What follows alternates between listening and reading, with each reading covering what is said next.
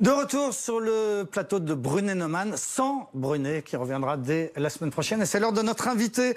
Bonsoir Adrien Quatennens. Bonsoir. Vous êtes coordinateur de la France Insoumise et député du Nord.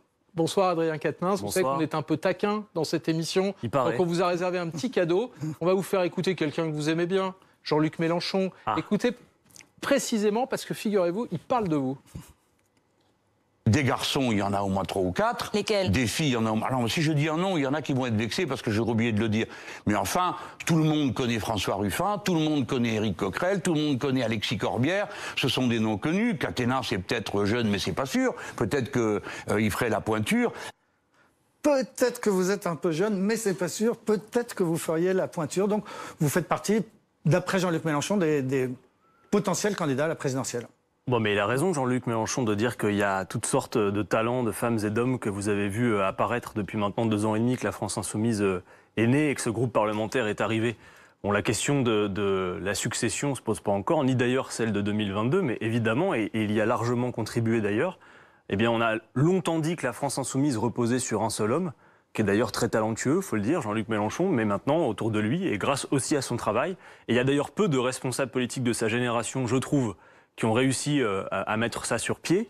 Il y a effectivement de jeunes femmes et de jeunes hommes qui sont prêts à prendre des responsabilités, et j'en suis, donc effectivement. ça, très bien, Adrien Quatennens, ça, c'est la réponse officielle, c'est les éléments de langage. Ah, mais On vous connaît attendez, la question de Nicolas. la question de Nicolas. Vous attendiez une déclaration de candidature de sa part, c'est ça? La question de Nicolas, elle est très simple. Est-ce que c'est un sujet auquel vous pensez le matin, pas seulement vous rasant? Est-ce que c'est une éventualité? Même si la succession de Jean-Luc Mélenchon n'est pas ouverte, on l'a entendu, est-ce que c'est un sujet forcément auquel vous pensez ou pas? Soyons sérieux, moi ce à quoi je pense tous les jours, et d'ailleurs je compte les points chaque soir en allant me coucher, c'est est-ce que mon action et celle de mes collègues est utile pour faire avancer l'idéal que nous visons?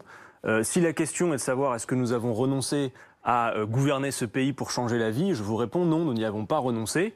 Et moi, j'espère que mon action et ma façon de faire contribuent à ce travail collectif. Après, la question des rôles et des places des uns et des autres, pour l'instant, il y a un leader, jusqu'à preuve du contraire, incontesté au sein de la France Insoumise, un porte-parole. Ça reste lui, le candidat naturel. Écoutez, il a quand même recueilli 7 millions de voix à la dernière présidentielle. Il a été celui qui... Mais il est à 20% dans les... Oui, mais alors sondages de attendez, popularité. vous savez que le temps long de la politique, vous connaissez ça aussi bien que moi. Ce que je veux dire quand même, c'est que Jean-Luc Mélenchon a été celui qui a amené notre programme L'Avenir en commun aux portes du pouvoir en 2017. 2022 est encore loin, mais moi, je vous le dis, même si je mesure aussi l'utilité que je peux avoir dans ce dispositif, pour moi, et à titre personnel, je vous donne mon avis, compte tenu de ce qu'il faut faire et des perspectives qu'il faut tracer, du retour d'un État fort qui protège et qui organise la suite, y compris en termes de planification écologique, je crois que Jean-Luc Mélenchon est aujourd'hui toujours celui qui incarne le mieux le projet qui est le nôtre. Voilà. Alors, on va dire un mot des retraites maintenant, parce qu'on comprend bien que là-dessus, on n'ira pas beaucoup plus loin à 2 ans et demi de la présidentielle. On a cru comprendre que le projet du gouvernement, cette grande réforme de retraite par points, la suppression des régimes spéciaux, l'application pourrait être retardée un peu, moyennement beaucoup, ou carrément beaucoup, c'est-à-dire que ça ne concernerait plus que les nouveaux entrants sur le marché du travail, donc ce serait pour dans 45 ans l'application. Est-ce que ça change tout? Est-ce que cette retraite, vous la trouvez mauvaise, mais est-ce que si on vous dit qu'elle s'applique que dans plusieurs décennies, ça change pas tout? Oh non, parce qu'en fait, l'important, c'est pas le calendrier, c'est l'intention du gouvernement. Alors, son astuce, là, c'est de se dire, comme on a des générations qui sont peut-être plus syndiquées, plus mobilisées, si on enjambe ces générations-là, peut-être qu'on a une chance que, finalement, les générations d'après ne se mobilisent pas contre la réforme. Mais je pense que c'est un mauvais calcul, d'abord, qui consiste à penser que les générations ne sont pas solidaires et que celles et ceux qui se battraient contre cette réforme se battraient pour eux-mêmes. Non, il y a l'intention du gouvernement, et d'ailleurs, je vais essayer de la résumer à très grands traits, mais ça n'est jamais dit. On parle beaucoup, quand on parle de la réforme des retraites, des régimes spéciaux, alors que ça ne concerne que 3% de la population active.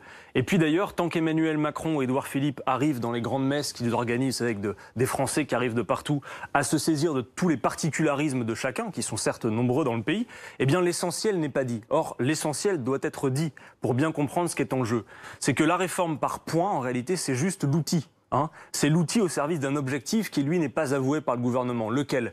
C'est de dire...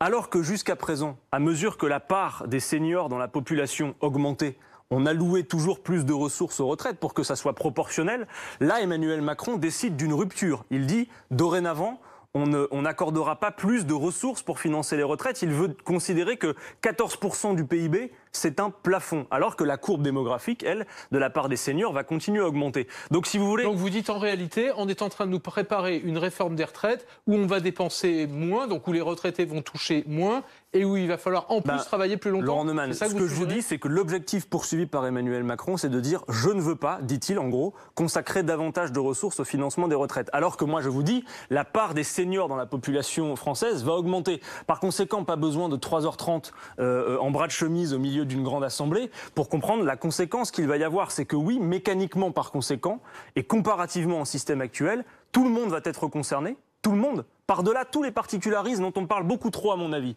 Et tout le monde va y perdre. Il va falloir travailler soit beaucoup plus longtemps pour atteindre le même niveau de pension, soit les pensions vont baisser. Moi, je vous dis, si j'étais aux commandes avec mes amis de la France Insoumise à cette heure... Et vous faites quoi ? Nous n'aurions pas pour objectif de dire il faut simplement geler les ressources. On dirait mais que veut-on pour nos vieux jours finalement ? Quelle est selon nous l'idée qu'on se fait de la retraite ? Moi je vous le dis, la retraite c'est un autre âge de la vie et je ne veux pas qu'on déplore le fait que l'espérance de vie est augmentée dans ce pays. Et comment on finance l'augmentation des pensions ? Moi je vous dis une chose, parce que pour moi il y a deux objectifs et je vous dis comment on les finance à mon avis, quelques pistes. Le premier objectif ce serait de dire, eh bien il ne faut pas que quand vous partez en retraite ça signifie une baisse de votre niveau de vie. Premier objectif. Deuxième objectif, il faut partir à un âge... Avec le même salaire, 100% de son salaire ? Ça veut dire en tout cas que partir en retraite ne doit pas signifier que votre niveau de vie s'écroule. Il faut que quand vous avez travaillé une carrière complète, vous puissiez profiter des jours qu'il vous reste après l'âge de départ. Et l'âge, quel âge ? Ben écoutez, on nous dit on vit plus longtemps, il faut travailler plus longtemps. C'est précisément à mesure que notamment le travail a diminué dans la vie qu'on a l'espérance de vie a augmenté. Moi je dis il faut pouvoir partir à un âge décent. C'est quoi un âge décent ? C'est un âge où on n'est pas cassé par le travail et où on est encore avec une espérance de vie en bonne santé. Dans en Allemagne, on réfléchit à travailler jusqu'à 69 ans. Oui, mais alors j'y viens, Laurent Neumann. Moi je pense qu'il faut pouvoir permettre de partir à 60 ans dans la mesure où l'espérance de vie en bonne santé dans notre pays est de 63 ans. Et pour moi la retraite c'est un âge joyeux. Okay, on profite de soi, des siens. Très bien, non mais ça c'est important. Plus de pensions pour les retraités comment on finance ? Et on travaille à 60 ans. Maintenant, comment on finance ? D'abord, dire une chose, vous parlez de l'Allemagne et des 69 ans, Laurent Neumann. Mais moi, j'entends bien Emmanuel Macron qui nous dit qu'il faudra travailler plus longtemps. Mais déjà, aujourd'hui, ça ne marche pas. À l'âge de partir en retraite aujourd'hui dans ce pays, vous avez un actif sur deux qui n'est déjà plus en emploi. Et vous avez dans ce pays quelques 300 000 chômeurs qui ont plus de 60 ans, qui pour l'écrasante majorité d'entre eux ont déjà toutes leurs annuités. Donc on a bien un problème aux deux extrémités de la vie active. Donc comment on finance ? Donc sur ces deux objectifs que je pose, retraite à 60 ans et pension digne, comment on finance ? Il y a des éléments de financement qui sont à court terme. Par exemple, si on met fin à l'inégalité persistante entre les salaires des femmes et des hommes, qui est de l'ordre de 20%, on a des cotisations, ça va sous le sens, supplémentaires pour financer notamment les retraites. Si on augmente les salaires, outre l'avantage que ça a sur la consommation populaire qui est relancée, on a des cotisations en plus. Nous, on avait regardé, on a fait quelques calculs. Vous augmentez les salaires de 1%, vous avez 2 milliards de cotisations en plus. Vous créez de l'activité et de l'emploi.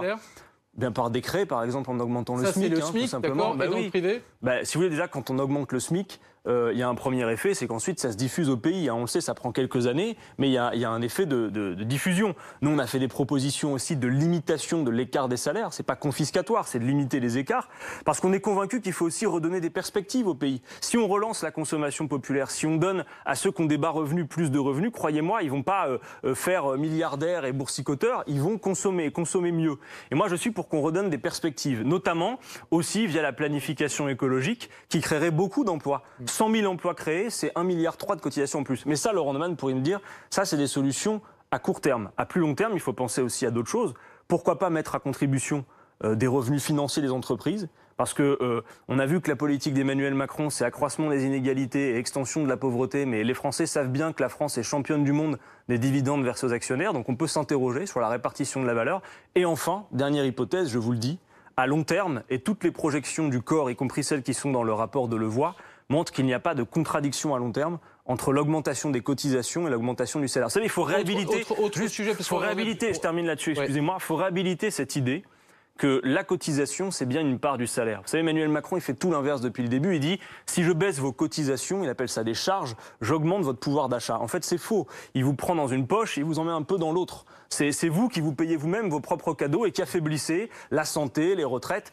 Donc la cotisation, ça doit être réhabilité comme ce que c'est, une part du salaire pour financer la solidarité et les retraites de demain. Et en attendant, qu'est-ce qu'on fait alors contre cette réforme? On entend bien que vous n'en voulez pas. Le 5 avril... Le 5 décembre. Le 5 décembre, pardon. Bon, d'abord, une chose, vous avez remarqué que là, avec les propositions que j'ai formulées, je ne défends pas non plus le statu quo. Moi, j'essaye de donner quelques perspectives. Mais par contre, maintenant, comment on l'a fait échouer? Nicolas, qu'est-ce qu'on fait? On bloque la France à partir du 5 décembre? Bloquer la France, moi, bon, en tout cas, il faut un rapport de force, puisque ce gouvernement n'entend pas raison. Et 15 jours avant Noël, hop, plus de train, plus de métro, les services publics à l'arrêt. Disons une chose, la grève, ça n'est facile pour personne, ni pour ceux qui la font, qui perdent des journées de salaire, ni pour ceux qui la subissent, y compris dans la période que vous avez citée. Néanmoins, je vous dis une chose, c'est que dans le cas précis de la réforme des retraites, ceux qui la feront, comme ceux qui la subiront, auront, de mon point de vue, un intérêt commun que cette réforme n'aboutisse pas. C'est-à-dire que souvent, par exemple, quand il y a eu la grève à la RATP, on a eu ce prisme médiatique qu'opposent les Français les uns avec les autres, qui dit voilà, vous subissez la grève, mais en fait, vous allez aussi subir la réforme des retraites. Je vous le redis, et M. Delevoye n'est pas capable de faire la démonstration du contraire, telle que la réforme est engagée, avec ces quelques paramètres que je viens de citer, tout le monde va être concerné, tout le monde, quels que soient les régimes, tout le monde va perdre. Adrien Quatennens, on a posé la même question à Marine Le Pen. Et le 5 décembre, vous en pensez quoi? Écoutez sa réponse. L'idée que les pompiers qui n'arrivent plus à travailler parce qu'on ne leur en donne pas les moyens, que les soignants qui vivent leur travail dans des conditions qui sont apocalyptiques, que toute une série comme ça de catégories, les avocats, mais il y en a beaucoup d'autres, viennent dire « vous n'allez pas nous mettre en place cette réforme des retraites ». Si ça bloque, c'est à cause du gouvernement. Si on a subi les gilets jaunes et les blocages qui ont été la conséquence des gilets jaunes, c'est parce que le gouvernement a refusé de céder. Alors il faut que le gouvernement cède.